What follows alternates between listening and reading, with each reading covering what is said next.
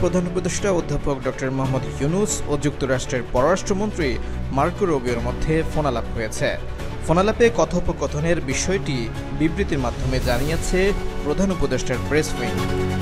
বিবৃতিতে জানানো হয়, সোমবার ঢাকার স্থানীয় সময় সন্ধ্যা 7:30টায় ডক্টর ইউনূসের সঙ্গে রুবিও 15 মিনিট ফোনে কথা বলেছেন। ফোন কলে দুই নেতার আলোচনা ছিল আন্তরিক, বন্ধুত্বপূর্ণ ও গঠনমূলক, যা দুই দেশের মধ্যকার চমৎকার দ্বিপাক্ষিক সম্পর্কের প্রতিফলন। অপরদিকে টেলিফোনে কথোপকথনের পর মার্কিন পররাষ্ট্র মন্ত্রণালয়ের মুখপাত্র ট্যামি ব্রুস বলেন, যুক্তরাষ্ট্রের পররাষ্ট্রমন্ত্রী রুবিও ও বাংলাদেশের অন্তর্বর্তী সরকারের প্রধান উপদেষ্টা ডক্টর ইউনূস যুক্তরাষ্ট্র এবং বাংলাদেশের মধ্যে অর্থনৈতিক সম্পর্ক গভীর করা এবং ইন্দো প্রশান্ত মহাসাগরীয় অঞ্চলের নিরাপত্তা ও স্থিতিশীলতা বৃদ্ধির জন্য তাদের যৌথ প্রতিশ্রুতি পুনর্ব্যক্ত করেছেন। প্রধান উপদেষ্টার প্রেস উইং আরও জানায়, ফোন কলে দুই পক্ষের স্বার্থ সংশ্লিষ্ট বিষয়গুলো নিয়ে আলোচনা হয়েছে, যার মধ্যে আছে যুক্তরাষ্ট্রের সঙ্গে বাংলাদেশের বাণিজ্য, চলমান সংস্কার প্রক্রিয়া, গণতন্ত্রের রূপান্তর প্রক্রিয়া, আসন্ন সাধারণ নির্বাচন ও রোহিঙ্গাদের ত্রাণ। রুবিও বাংলাদেশের চলমান সংস্কার প্রক্রিয়া ও আগামী বছরের শুরুতে নির্বাচনের আয়োজনের উদ্যোগের প্রতি সমর্থন জানান। বাংলাদেশের সবচেয়ে বড় রপ্তানি গন্তব্য ও রেমিটেন্সের উৎস যুক্তরাষ্ট্র। এ বিষয়টি আমলে নিয়ে উভয় নেতা শিগগিরই শুল্ক নিয়ে আলোচনা শেষ করার আশাবাদ প্রকাশ করেন, যাতে দ্বিপাক্ষিক বাণিজ্য আরও বেড়ে যাওয়ার পথ সুগম হয়।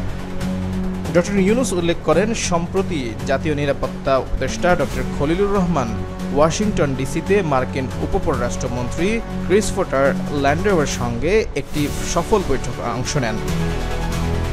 ওই বৈঠকে দ্বিপাক্ষিক সম্পর্ক আরও শক্তিশালী করার অঙ্গীকার নেন দুই নেতা। পাশাপাশি বাংলাদেশের উপর আরোপিত শুল্ক 90 দিনের জন্য স্থগিত করায় অনুরোধে ইতিবাচক সাড়া দেওয়ার জন্য মার্কিন প্রেসিডেন্ট ট্রাম্পকে ধন্যবাদ জানান প্রধান উপদেষ্টা। আমরা আপনার কর্মকর্তাদের সঙ্গে আলোচনার মাধ্যমে একটি উদ্যোগ প্যাকেজ চূড়ান্ত করার জন্য কাজ করছি, যা প্রেসিডেন্ট ট্রাম্পের বাণিজ্য লক্ষ্যমাত্রার অনুযায়ী কার্যকর জবাব হবে, যোগ করেন প্রধান উপদেষ্টা। দেশের গণতান্ত্রিক রূপান্তর প্রক্রিয়া যুক্তরাষ্ট্রের সমর্থন চেয়ে প্রধান উপদেষ্টা আবারও জানান, আগামী বছরের শুরুর দিকে নির্বাচন অনুষ্ঠিত হবে।